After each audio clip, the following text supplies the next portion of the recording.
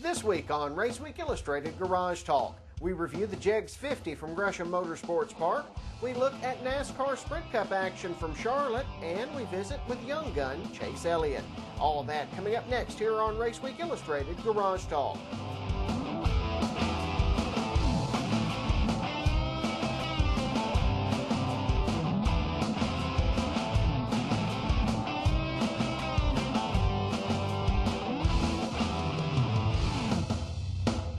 Hi folks, welcome to Raceweek Illustrated Garage Talk. I'm Brandon Reed. Thanks for being with us. We've got a lot of action to bring to you today, so let's get straight to today's headlines.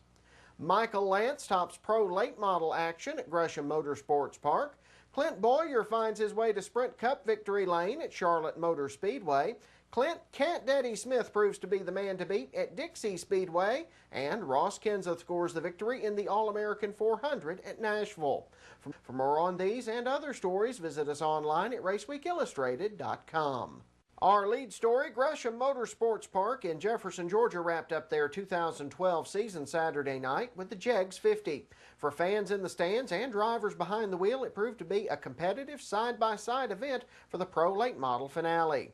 Max Gresham turned in the top speed in qualifying, but GMP veteran Michael Lance was the one that led the field down to the green flag due to the invert. Lance would jump out front early with Spencer Davis in pursuit. Gresham would charge his way to third with Kyle Plott giving chase. The first caution of the event came out when Dale Thomason spun off turn 2, ending his night. On the restart, Lance would jump back out front with Russell Fleeman moving to second. Fleeman and Davis would fight back and forth for position, with Fleeman running the high line trying to hold off the 13-year-old driver. As the pack fought for position, Plott was looking for the high side on Fleeman when he ended up in the wall on the backstretch, taking a hard ride into the outside concrete wall. Plott saw his night come to an end as a result. As the 50-lap feature wound down, it was Lance in firm command, with Davis in second. Fleeman began to fade, and with 7 laps to go, RS Center, Rodney Benefield, and Kyle McCallum would find their way around the Decula, Georgia driver. Meanwhile, up front, Lance pulls away to score the victory. Davis was second, with Center, Benefield, and McCallum rounding out the top 5. Here's what the winner had to say. You do great in these 50-lap runs here at Gresham. You had them covered all night. Tell me about that win. It was a great, clean race for us. It was the best car I ever had. You know, the chassis worked perfect. We got her dialed in pretty good for the short races. We're working on our longer race program some, but you know, starting on the pole always helps. You know, we was qualified 4th, and they rolled a 4, so that got us on the pole. And when we got out front, it was smooth sailing. You know, it drove like a Cadillac, but it's a Chevrolet. In other action, the NASCAR Sprint Cup Series ran their only home game of the 2012 chase as they did battle last Saturday at Charlotte Motor Speedway. With cool temperatures and clear skies, the fans were out in force Saturday at Charlotte Motor Speedway. Greg Biffle led the pack of 43 to the green flag and did battle early with Mark Martin for the top spot over the opening laps of the event.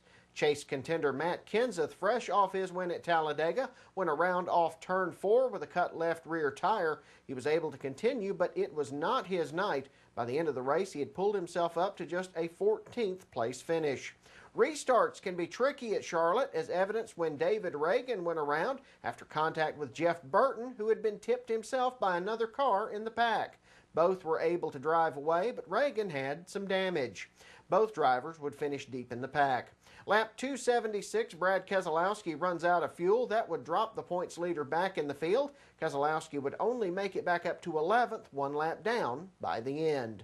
Meanwhile, up front, Clint Bowyer has enough fuel to hold off Denny Hamlin and scores the victory at Charlotte. It's Bowyer's 3rd win of the season and the 8th of his career. It's also his first win at Charlotte Motor Speedway. Denny Hamlin finishes 2nd with Jimmy Johnson 3rd, Greg Biffle in 4th, and Kyle Busch in 5th. Let's hear from the winner. I think that truly the run that won us the race wasn't the last run. It was the run before that, the next last run. Brian went out and was a gutsy call to go out and stretch it as long as possible on that last run. And if we'd have pitted one lap earlier, I think we'd have run out of gas. You know, after Talladega, we had to be able to get back in the game. And more importantly, I mean, you're not even almost, I don't think you're even focused on getting back in the championship hunt as much as you are just getting, you're so worried about, you know, all the positive things that have happened all season long. You know, good momentum, good confidence across the board with our team, with our organization. You know, you have a setback where we all get wrecked. You know, at Talladega, it's easy to get down and get bummed out. To be able to come back here, get all 3 cars back in the top 10, to win this race, really set the standard of getting on down the road and putting that behind us. Second-generation racer Chase Elliott has been making a name for himself on the short tracks around the country. In 2011, he became the youngest driver in history to win the famed Snowball Derby at Five Flags Speedway in Pensacola, Florida, and he went on to score the win in the legendary World Crown 300 at Gresham Motorsports Park. We got Elliott to slow down long enough to visit with us at his Dawsonville, Georgia shops in this week's Pit Road Spotlight. Well, Chase, you're off to a great start in 2012. I mean, you won the Pro Late Model segment of Speedfest. You swept the Super Late Model races at Mobile and Pensacola. You made your first ARCA start. You've gotten your K&N East season underway. How are things looking as you continue down the road for 2012? I think they're definitely on a positive note. We've had good runs, we've had bad runs. This past weekend was obviously a pretty good one, winning at Pensacola and Mobile. So I had a good weekend last weekend. Hopefully we can take the momentum on to Gresham this weekend too. Now, for a lot of folks, it might just be they might assume that because you come from a racing family, that being a second-generation racer would just be natural. But what made you decide that this was what you wanted to do? I think just kind of being around the sport and understanding the ins and outs, and just being on the inside of it. You know, growing up with Dad racing, especially in 01 and 02 when he was racing the 9 car, and really kind of gave me a perspective of what goes on and just how tough the sport is. And it's loved by a lot of people and something I wanted to be a part of. Now, the thing that I've always admired in watching you, and it really has amazed me, is that given your age and everything you've done, I've never seen you get flustered. You always seem to stay cool behind the wheel. You stay calm, and that's something that even drivers who are 3 times your age can't say. Where did you pick that up from? Well, I think it's just being surrounded by good people, experienced people, whether it may be Dad or Ricky Turner. We have so much experience in the shop, people that have been around for so long, and I guess they just realize there's no point in it. What's happened. You can't go back and change it. So the best thing you can do is either move on and hopefully capitalize by the end of the race if the race isn't over, and if it is, then move on the next week.